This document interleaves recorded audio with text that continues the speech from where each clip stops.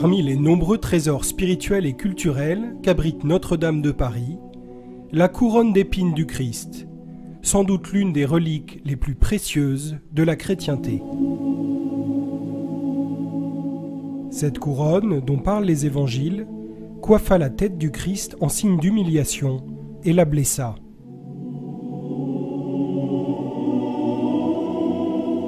Selon la tradition, elle aurait été pieusement conservée et vénérée par les chrétiens depuis la Passion il y a près de 2000 ans. On retrouve sa trace au IVe siècle à Jérusalem, puis au 7e siècle à Constantinople, dans les trésors des empereurs byzantins. Elle y est achetée par Saint Louis en 1238 et fait une entrée solennelle dans Paris en 1239.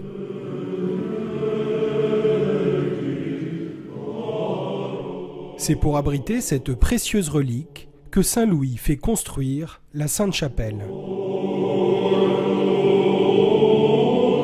À la Révolution, la couronne est confisquée et manque de disparaître. Mais elle est rendue à l'église de Paris en 1801 et confiée aux chanoines de Notre-Dame sous la garde des chevaliers du Saint-Sépulcre. Un vendredi, peu avant 15 h. Comme tous les premiers vendredis du mois, les chevaliers du Saint-Sépulcre se retrouvent à Notre-Dame pour accompagner la vénération publique de la Sainte Couronne. C'est très important pour un chevalier du Saint-Sépulcre, parce que notre enracinement, c'est le Saint-Sépulcre de Jérusalem. Et qui dit Saint-Sépulcre dit toute la passion du Christ. Donc pour un chevalier du Saint-Sépulcre, venir protéger la couronne d'épines, c'est venir se ressourcer au sens profond de son engagement. Et pour le chevalier du Saint-Sépulcre, protéger la couronne d'épines, c'est un insigne honneur. Cet antique ordre de chevalerie, qui contient une branche féminine, est l'un des rares à être reconnu par l'Église catholique. Au service des chrétiens de Terre Sainte, son rôle ici à Notre-Dame est très concret. Protéger la Sainte Couronne d'épines. Vous prenez l'allée latérale de droite en regardant le cœur. Pour empêcher les gens de passer. Voilà. S'il y avait un problème quelconque sur la couronne d'épines dans la cathédrale Notre-Dame de Paris, vous verriez la totalité des chevaliers du Saint-Sépulcre s'interposer pour éviter que cette relique insigne ne soit profanée. La célébration commence par une grande procession des saintes reliques de la Passion, sous l'œil étonné des touristes.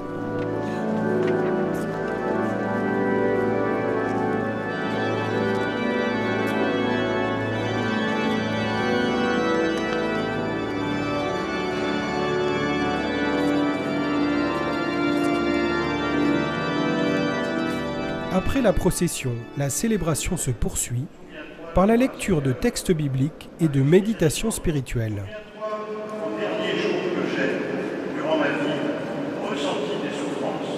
L'assemblée, préparée par la prière, peut alors venir vénérer les saintes reliques. Qui sont constituées de la couronne d'épines, qui est la plus vénérable des reliques, dont les épines ont été distribuées à travers le monde, notamment par les rois de France, qui en ont fait des cadeaux. Donc il nous reste la tresse de jonc de 21 cm. Nous avons un clou de la Passion, un clou donc qui est servi sur la croix, et un morceau de la vraie croix qui a été découverte par Sainte Hélène quand elle a fait faire les fouilles au pied du Saint-Sépulcre.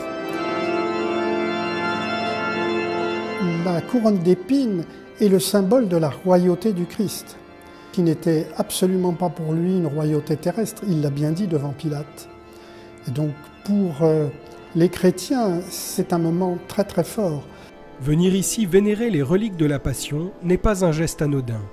Pour certains, c'est l'occasion de déposer de lourds fardeaux. Nous voyons de très nombreux handicapés venir vénérer la couronne d'épines.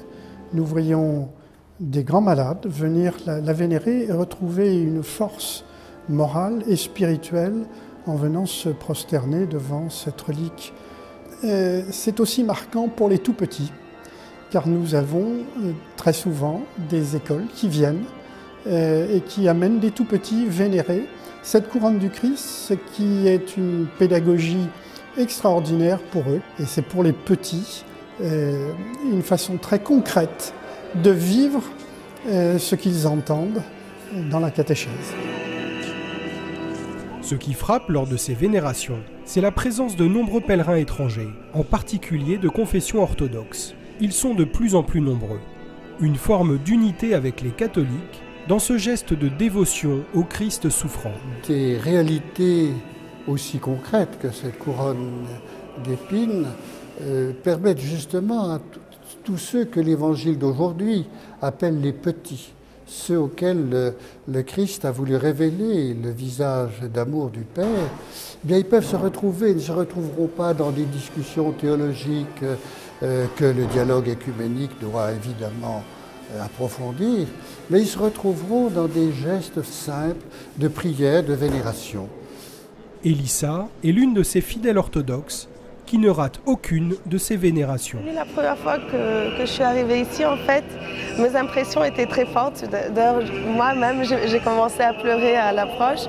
À sa souffrance, sa passion et surtout, on sent sa présence. On sent plus sa présence. Il a quand même porté cette couronne et ce n'est pas rien. Et oui, effectivement, il y a de plus en plus d'orthodoxes qui viennent parce que les orthodoxes aussi sont très croyants. Enfin, les Russes qui sont ici, c'est des gens très croyants, donc c'est sûr, ils ne vont pas laisser passer ça. Pour moi, on est tous chrétiens, on croit tous en Jésus. Après, il y a des petits différends, mais un Dieu est un et Jésus a été un. Donc. Quand tous les fidèles ont pu vénérer les reliques, la couronne est ramenée en procession jusqu'à la sacristie. Trésor des trésors de la cathédrale, elle regagne alors un coffre dans un endroit tenu secret. S'achève alors le rôle des chevaliers du Saint-Sépulcre.